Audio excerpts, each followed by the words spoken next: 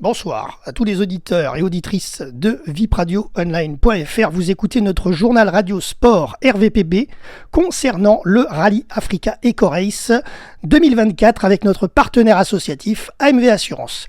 Alors donc aujourd'hui nous sommes mercredi 3 janvier. Tout d'abord hommage à un célèbre pilote automobile français qui est décédé en France ce mercredi 3 janvier à l'âge de 82 ans. Il s'agit de René Medge, triple vainqueur du Paris-Dakar en 1981, 1984 et 1986 en auto, directeur de l'épreuve du Paris-Dakar en 1987 et 88. Il a également été copilote de Johnny Hallyday en 2002 sur le Dakar Rally. Il était aussi le beau-frère de Coluche, côté vie personnelle, et René Medge était bien entendu l'un des piliers, l'un des fondateurs de l'Africa Eco-Race depuis 2009, et donc la course aujourd'hui est au Maroc. C'est toute l'équipe de l'Africa Eco-Race qui va lui rendre hommage. C'est déjà fait via un communiqué de presse. Nous lui rendons hommage aussi à la rédaction RVPB. On avait rencontré plusieurs fois lors de certains rallyes. Donc on lui rend hommage et on lui dédicace ce petit journal radio.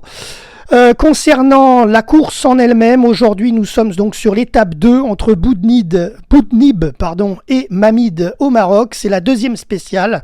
Elle a débuté à 11 km du bivouac. Une des particularités de l'Africa Eco-Race, c'est d'éviter au maximum les liaisons avant et après les secteurs sélectifs. La première partie jusqu'à Merzouga était entièrement nouvelle puisqu'aucun rallye n'a jamais posé ses roues dans ce secteur, tout comme le passage de l'ergue Chebi à Merzouga emprunté de façon inhabituelle aujourd'hui, histoire de changer un peu le passage de ce premier cordon de dune.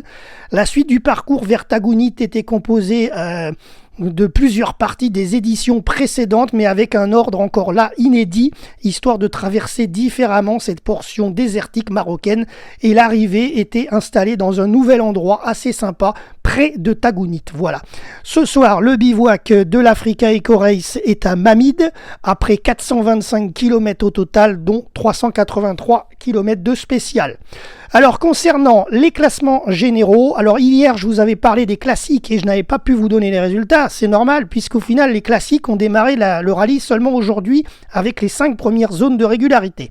Voici donc le classement général provisoire. Tout est provisoire, hein, je vous le dis clairement, à l'Africa Eco-Race, puisque tant qu'on n'est pas le 14 janvier, tout peut arriver. Donc les classements sont provisoires car ils bougent dans la nuit en fonction de l'arrivée des concurrents. Donc à aujourd'hui, là, à l'heure où je vous parle, en ce début de soirée, le classement général provisoire des classiques. Premier, c'est Claise. Deuxième, Declercq. Et troisième, c'est Brabec. Claise est sur Toyota Land Cruiser. Declercq sur Bombardier Iltis de 1980 et Brabec sur un Mitsubishi Pajero de 1998. Vous savez, classique, c'est la catégorie des véhicules anciens, c'est la première année que ça se fasse et c'est fantastique. Ensuite, côté moto, avec le Scratch et le Général, c'est les mêmes positions. Donc, Général provisoire moto pour... voici les positions provisoires, j'insiste donc. Premier, Cerruti. Deuxième, Poltares. Troisième, l'Italien Boturi sur le podium. Borne quatrième et Vaudan cinquième. Voilà, concernant les autos, le scratch est en cours, hein, c'est pas fini. Il y a seulement 13 concurrents qui sont classés. Donc je vous donne quand même des noms, mais ça va bouger, forcément. Premier du jour, c'est Loubet, suivi par Zingraf et Henrici. Voilà, côté général, j'en dis pas plus parce que ça va encore bouger. Donc dès que j'ai la feuille de presse officielle de l'Africa Eco-Race, je transmettrai sur les réseaux en mode texte, en mode écriture. Du coup, je vous transférerai les résultats auto-camions du jour qui seront toujours provisoires, mais un peu plus définitifs qu'à l'heure où je vous parle. Voilà.